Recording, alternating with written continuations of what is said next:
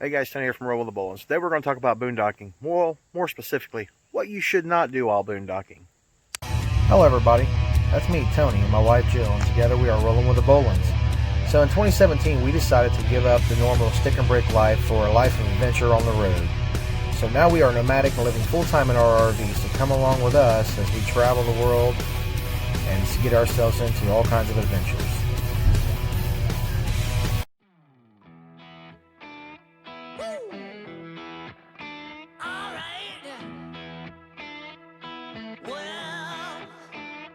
I've been down so long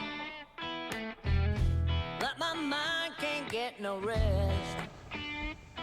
No, I've been down So this is what you don't do. Go and perch on somebody when they're trying to find a spot. Because there was nobody here with me. Now we have two that just decided to try to force me out of a campsite. Good thing I'm not actually trying to camp here. You see, that right there was a prime example of what not to do while boondocking. There was nobody there when I got there. I was all alone, back in the woods, by myself. These people decided to come right up on me where I could have been setting up camp and decided to try to take it over. You don't do that kind of thing. Luckily, I wasn't trying to camp there. I was just scouting around to see someplace that we may want to go ahead and boondock at one time here. But that's definitely right up on the top of the list of things you do not do. They never asked, hey, are you planning on camping here? No, they just came in, crowded, and tried to take over. Luckily, I was being a nice guy today. Sometimes it's just easier just to move to another site. You might find a better site down the road instead of arguing with stupid, because obviously they ain't got the sense to realize you shouldn't crowd somebody who's already there or try to run somebody out of a site. You're probably not going to get through to them. It's going to end in a situation where you might have to get a little mouthy, or it could come to a physical altercation. It just really isn't worth your time. Move on. But now, if I've ever been setting up, I'd have told them to get the hell out.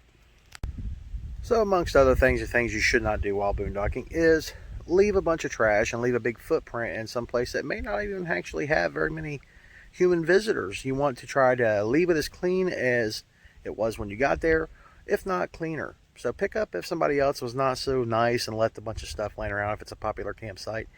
If it's not that big a deal, pick it up. You're taking your trash out anyway. Go ahead and do that. But just try not to leave a bunch of trash and ruin it for the next group of people who want to enjoy that spot. So now we're going to talk about the use of generators. Now, if you have an inverted generator, it's more acceptable to run that overnight. Now, if you have an open frame generator like a construction generator, they're a little loud. Try to be someplace where you don't have to utilize that all night long, especially if there's other campers around, especially if you're the one who showed up late to the party. They've already been there. Don't come in there and disrespect them with a loud generator. That's just kind of rude. Don't do that. Now, understand, sometimes you have to run one of those generators, but try to do it during the daylight hours and try not to do it in the middle of the night. As like I said, because they are extremely loud. If you're out in BLM land or out in the woods, they echo, so it makes them even 10 times louder than what they usually are. Even a little inverted generators are a little loud in the right conditions. So do not use open frame generators, especially around a bunch of people. Now, if you're out in the middle of nowhere all by yourself, then it's perfectly acceptable to use an open frame generator to make things a little more easy for you while you're boondocking. Okay, so the next thing we want to talk about is cutting down trees. If you're in a wooded area, do not cut down living trees. That's very bad. You're not going to use the wood for firewood. It's going to be wet. It's not going to burn. Now, if there's dead wood or something, that's plenty acceptable to use. Now, there's a tree branch laying down, cut it up by all means. Use it for firewood, but never take that firewood someplace else, because you could actually bring some sort of fungus from that area there into another region that could get on some other trees and kill them. So don't do that. Another thing is, do not leave a fire burning in the woods, out in BLM land. Don't leave a fire unattended. I mean, you can burn down half the forest. I mean, look at Oregon, look at California, all these places. See how easily that goes up. Don't be that guy that does that. I know they're saying a lot of people set those fires. I don't know. Wasn't there, didn't see who did it. But we don't want to have that kind of stuff tearing up our natural resources by losing a bunch of trees to fire. So always make sure your fire is extinguished, especially if you're in a desert. Use some of that sand, kind of bury the fire. Same thing goes when you're in the woods. Use some of the dirt around there and just kind of stamp that fire out to make sure it's not still burning when you leave. Also, while boondocking and you see other campsites there and they got maybe like a single forestry road going through, slow down when you get around other people's campsites. They could have children that are out in the middle of nowhere thinking there's no cars, when unfortunately there's a lot of traffic still, even out in Mother Nature, out in the backcountry. A lot of guys are out there on ATVs, you know, rail buggies, side-by-sides and things like that, and some off-road equipment. They're just hauling down these roads.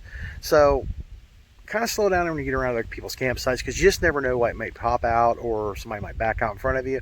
And now you're way out in the middle of nowhere.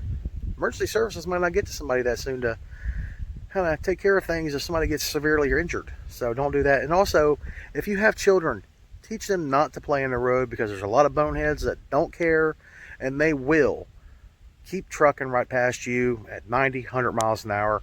And then the other rude part about that is, especially if you're in a dusty area, you're just throwing dust all over somebody's campsite. That's kind of an asshole move. Okay, another thing you shouldn't do, especially if you're out in the wooded areas, like, you know, where there might be bear, keep your food put up.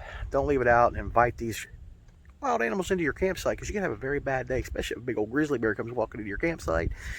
I don't think you guys really got nothing to talk about except for, I gotta go. But the other thing is, you know, you don't want to make last night's dinner you left out make you bear bait. You don't want to do that. And the other thing is, a lot of people will leave like their scraps, like, you know, bones and things like that. They'll leave that out for animals, and really, it could be harmful to animals. So just don't do it. Just pack it up, take it out with you. All right, so now we're going to talk about the tanks in your RV. Now, you really should know this by now. I shouldn't have to tell you this. Do not, under any circumstances, dump your black tank in the middle of nowhere. Do not do that. That's very, very nasty, for one. Two, it can cause health concerns to not only humans, other animals who live there. This is not your place. That's theirs. And you just really shouldn't do that. Now, if you're wanting to drain your gray tank, you know, dishwater, things like that, as long as you're using a biodegradable soap, something like that, or just gray water from washing your hands, you know, things like that, that's perfectly fine to let that out on the ground. But, you know, let me break this down. If you're right next to another camper, you might still not want to do that, because gray water has an odor, and your neighbor don't want to smell your dirty dish soap and all that stuff like that from last night's yum-yums and all that kind of stuff. So don't do that if you got a neighbor right up on you, or if you're going to dump your gray tank, if your gray tank is going to run to their RV or under their campsite. You just don't want to do those things. But seriously, never ever dump your black tank. That's very, very, very bad. Do not do that ever. Alright guys, so I hope this helped. I hope this helps you become a better boondocker. And the biggest thing is, leave zero trace. We'll see you guys down the road. If you guys like the video, please like, subscribe, share, and we'll talk to you guys down the road. See ya. Bye.